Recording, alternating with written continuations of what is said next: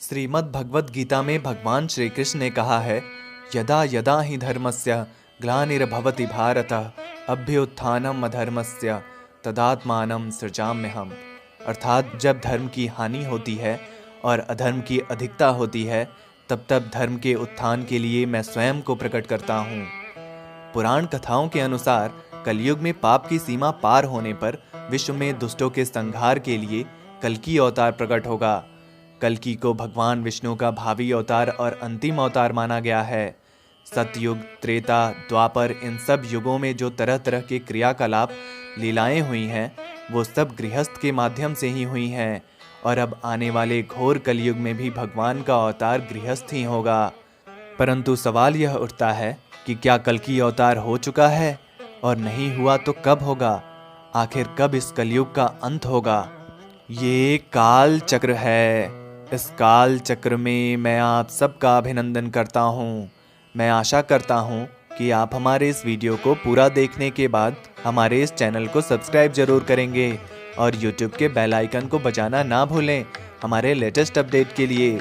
आइए जानते हैं हमारे धर्म ग्रंथों में भगवान विष्णु के 10वें अवतार भगवान कल्कि के बारे में क्या लिखा हुआ है।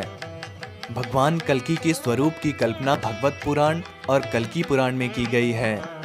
भगवान का यह स्वरूप परम दिव्य एवं ज्योतिमय होगा। उनके स्वरूप की कल्पना उनके परम अनुग्रह से की जा सकती है। शक्ति पुरुषोत्तम भगवान श्री कल्कि अद्वितीय होंगे। भगवान श्री कल्कि दुग्ध वर्ण अर्थात श्वेत अश्व पर सवार होंगे। अश्व का नाम देवदत्त है। भगवान का रंग गोरा है, परंतु क्रोध में काला भी हो जाता है। भगवान पीले वस्त्र धारण किए हैं। प्रभु के हृदय पर श्री वत्स का चिन्ह अंकित है। भगवान कल्कि के हाथों में पांचजन नाम का शंख है और उनके पास विशेष तरह की तलवार होने का भी जिक्र आता है।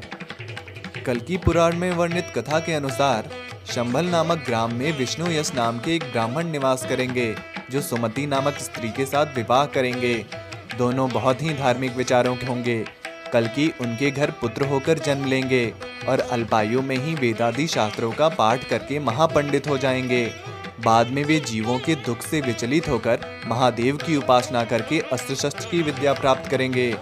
उनका विवाह माता वैष्णो देवी के साथ होगा, जो त्रेता युग से ही उनकी प्रतीक्षा कर रही हैं।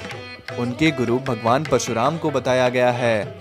दोस्तों, जिस प्रकार सामान्य व्यवहारिक रूप में भविष्य में जन्म लेने वाले किसी भी व्यक्ति का नाम निश्चित करना असंभव है, उसी प्रकार उसके माता पिता, जन्म स्थान और पत्नी को भी निश्चित करना असंभव है। जब कल्कि पुराण लिखा गया होगा तब राजतंत्र व्यवस्था थी, इसलिए भविष्य के कल्कि की कथा पूर्णतया उसी शैली में ही है जिस शैली में अन्य अवतारों की कथा है। फिर भी कल्कि कथा का भी कुछ न कुछ अर्थ अवश्य है। कल्कि अवतार के अर्थ को स्पष्ट करने पर हमें पता चलता है कि सफेद घोड़ा शांति का प्रतीक या अहिंसा मार्ग है। तलवार अर्थात ज्ञान, यह सार्वभौम सत्य सिद्धांत है जिससे सभी का मानसिक वध होगा। पिता व माता का नाम ब्राह्मण, विष्णु यश और सुमति होगा, जो नाम नहीं बल्कि गुणों को निर्देशित करता है। ब्राह्मण अर्थात जो वेदों, पुराणों और शुद्ध परम चैतन्य को जानता हो। विष्णु अर्थात परमेश्वर, जो सर्वव्यापक ईश्वर है। इस प्रकार पिता विष्णु यश का अर्थ हुआ ऐसा पिता जो सर्वव्यापक परमात्मा की स्तुति एवं प्रशंसा करने वाला है। इसी तरह सुमति का अर्थ है सुंदर या अच्छा मत विचार रखना। दोस्तों, कल्कि अवतार समाज के विचारों, मान्यताओं और गतिविधियों की दिशा धारा में बदलाव के लिए होगा।